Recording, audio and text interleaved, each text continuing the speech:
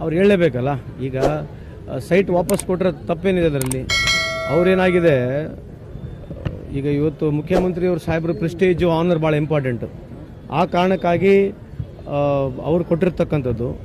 So ಹಂಗಾಗಿ ಅದನ್ನು ಕೂಡ ಯೂ ಟರ್ನು ಒಂದು ಆನರ್ಗೋಸ್ಕರ, ಒಂದು ಪ್ರೆಸ್ಟೇಜ್ಗೋಸ್ಕರ ಮಾಡಿರ್ತಕ್ಕಂಥದ್ದು ಕೆಲಸನೂ ಅದನ್ನು ಕೂಡ ಅವರು ಒಂದು ಯೂ ಟರ್ನ್ ಅಂತ ಹೇಳಿದ್ರೆ ಅದಕ್ಕೆ ಏನು ಹೇಳಕ್ಕೆ ಬರಲ್ಲ.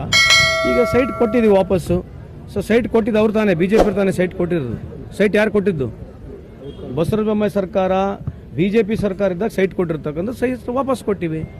ಅದಕ್ಕೇನು ತಪ್ಪೇನಿದೆ? ಸೈಟ್ ಕೊಡಬಾರಂತೇನು ರೂಲ್ಸ್ ಇದೆಯಾ? ವಾಪಸ್ಸು ಸೈಟ್ ಕೊಡಬಾರಂತೇನು ವಾಪಸ್ ರೂಲ್ಸ್ ಇದೆ ಏನ್ರಲ್ಲ ಕಾನೂನಲ್ಲಿ? ನಮ್ಮ ಇಷ್ಟ ರೀ, ಯಾವಾಗನ ಕೊಡ್ತೀವಿ, ಮುಂಚೆನೇ ಕೊಟ್ಟು ಅಲ್ರಿ, ಯಾವಾಗ ಕೊಟ್ಟರೆ ಅದಕ್ಕೇನು ಕಾನೂನು ಇದೆಯಾ? ಸುಮ್ಮನೆ ಯಾಕಂಗೆ ಕೇಳ್ತೀರಿ? ಇವ್ರು ಹೇಳ್ದಲ್ಲ ಕೊಡಬಹುದು. ಈ ಒತ್ತಡಕ್ಕೋಸ್ಕರ ಕೊಟ್ಟಿರ್ತಕ್ಕಂಥದ್ದು. ಯಾಕಂದ್ರೆ ಇವತ್ತು ಪ್ರೆಸ್ಟೇಜ್ ಇಶ್ಯೂ ಆಗಿದೆ ಪಾಪ ಅವರಿಗೆ.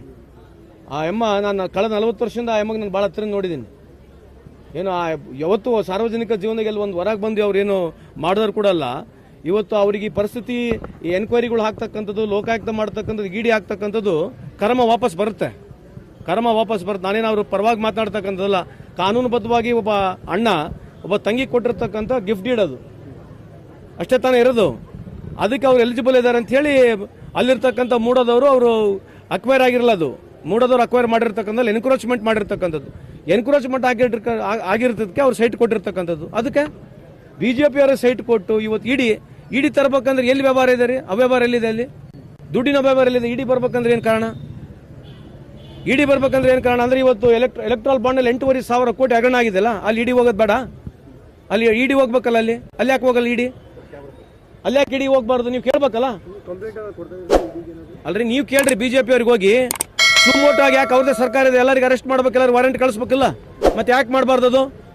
ನೀವು ಕೇಳಲ್ವಾ BJP ಅವ್ರಿಗೆ ಹೋಗಿ? ಎಲೆಕ್ಟ್ರಲ್ ಬಾಂಡಲ್ಲಿ 8,500 ಕೋಟಿ ಅವ್ಯವಹಾರ ಆಗಿದೆ ಅಂತ ಹೇಳಿ ಸುಪ್ರೀಂ ಕೋರ್ಟ್ ಹೇಳಿದೆ. ಮತ್ತೆ BJP ಅವ್ರಿಗೆ ಕೇಳ್ರಿ, ಯಾವ ನೈತಿಕತೆ ಮೇಲೆ ಅವ್ರು ಹೋಗಿ ಇವತ್ತು ನಮಗೆ ಇಡಿ ಮೇಲೆ ಇವತ್ತು ಇಡಿಯನ್ನು ಯೂಸ್ ಮಾಡಿ ಇವತ್ತು ಮುಖ್ಯಮಂತ್ರಿ ರಾಜೀನಾಮೆ ಕೇಳ್ತಾರಲ್ಲ, ನೀವು ಹೋಗಿ BJP ಅವ್ರಿಗೆ ಕೇಳಿ. ಇವತ್ತು 29 ಜನ ಕ್ಯಾಬಿನೆಟ್ ಇರತಕ್ಕಂಥ ಕೇಂದ್ರ ಸರ್ಕಾರದ ಕ್ಯಾಬಿನೆಟ್ ಸಚಿವರುಗಳು, ಅವ್ರ ಮೇಲೆ ಕ್ರಿಮಿನಲ್ ಕೇಸ್ ಇದೆ, ಮರ್ಡರ್ ಕೇಸ್ ಇದೆ, ರೇಪ್ ಕೇಸ್ ಇದೆ. ಅವ್ರು ಬೇಡ ರಾಜೀನಾಮೆ ಕೊಡೋದು? ಕುಮಾರಸ್ವಾಮಿ ಅವ್ರ ಮೇಲೆ ಕೇಸ್ ಇಲ್ವಾ ಇವಾಗ? ಅವ್ರು ಬೇಡ ರಾಜೀನಾಮೆ ಕೊಡೋದು? ಪದೇ ಬಂದು ಸಿದ್ದರಾಮಯ್ಯ ರಾಜೀನಾಮೆ ಕೊಡ್ಬೇಕಂತ ಯಾಕೆ ಹೇಳ್ತೀರಿ ನೀವು? ಯಾಕೆ ಕೇಳ್ತೀರಾ ಆ ಪ್ರಶ್ನೆ ನಮಗೆ? ಈಗ ಮೊನ್ನೆ ನಾವು ಇದನ್ನೇ ಕೇಳಿದಾಗ ಜೋಶಿ ಅವರು ಹೇಳಿದ್ರು ಸರ್, 1,500 ಕೋಟಿ ರೂಪಾಯಿ ಅವರು ಕಾಂಗ್ರೆಸ್ ಅಲ್ಲೂ ಬಾಂಡ್ ಇತ್ತು, ಈಗ ಅವ್ರ ಮೇಲೂ ಕೇಸ್ ರೀ. ಅವ್ರದ್ದು ಅಧಿಕಾರ ಐತೆ, ಅಲ್ಲ ಅದು ತೋಣ ಕೇಳ್ರಿ ಫಸ್ಟ್. ಅಂದ್ರೆ ಅವರು ಒಪ್ಕೊಂತಾರ? ಕಾನೂನು ಬಾರಿ ಅಂತ ಒಪ್ಕೊಂತಾರಲ್ಲ ಜೋಶಿ ಅವರು. ಕಾನೂನು ಬಾರಿ ಅಂತ ಒಪ್ಕೊಂಡ್ರೆ ಮತ್ತೆ ಎಲ್ಲರಿಗೂ ಅರೆಸ್ಟ್ ಮಾಡಕ್ಕೆ ಹೇಳ್ರಿ. ಫಸ್ಟ್ ಅವ್ರ ಪಾರ್ಟಿನ ಅರೆಸ್ಟ್ ಆಗ್ಬೇಕಲ್ಲ. 60% ಡೊನೇಷನ್ ಅವ್ರು ತಾನೇ ಸಿಕ್ಕಿರೋದು. ಇವ್ರು ಮಾಡಿರ್ತಕ್ಕಂಥ ಫ್ರಾಡ್ ತಾನೇ ಇದು. ಫ್ರಾಡ್ ಯಾರು ಮಾಡಿರೋದು? ಮತ್ತೆ ಇದಕ್ಕೆ ಬೇಡ ಮಾತಾಡೋ ಜೋಶಿ ಸಾಹೇಬ್ರು, ಅವ್ರಿಗೆ ಕೇಳಿ ನೋಡ್ರಿ.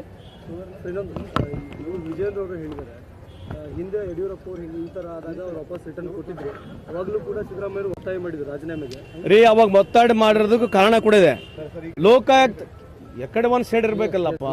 ಏನು ಒಳ್ಳೆ ಲೋಕಾಯುಕ್ತ ಅವರು ಸಂತೋಷ್ ಹೆಗಡೆ ಅವರಿಗೆ, ಸಂತೋಷ್ ಹೆಗಡೆ ಅವರಿಗೆ ಮಾಡಿರ್ತಕ್ಕಂಥದ್ದು ಯಾರೋ ಯಡಿಯೂರಪ್ಪನವ್ರೆ. ಅದರಲ್ಲಿ ಮೈನಿಂಗ್ ಕೇಸ್ನಲ್ಲಿ ಇವ್ರು ಇನ್ವಾಲ್ವ್ ಇದ್ದಾರೆ ಅಂತೇಳಿ ಚಾರ್ಜ್ ಶೀಟ್ ಆಗಿತ್ತು. ಅದು ಆಯ್ತಾ? ಇಲ್ಲಿ ಏನಾಗಿತ್ತು?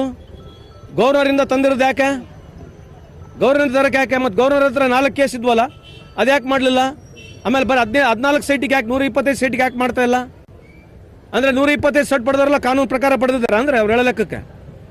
ನೋಡ್ರಿ, ಇದ್ರಾಗ ರಾಜಕೀಯ ಕುತಂತ್ರ ಐತೆ. ಅದಕ್ಕೆ ಕೊಡ್ತಕ್ಕಂಥ ಅವಶ್ಯಕತೆನೇ ಇಲ್ಲ. ಯಾಕೆ ಕೊಡಬೇಕು ನಾವು?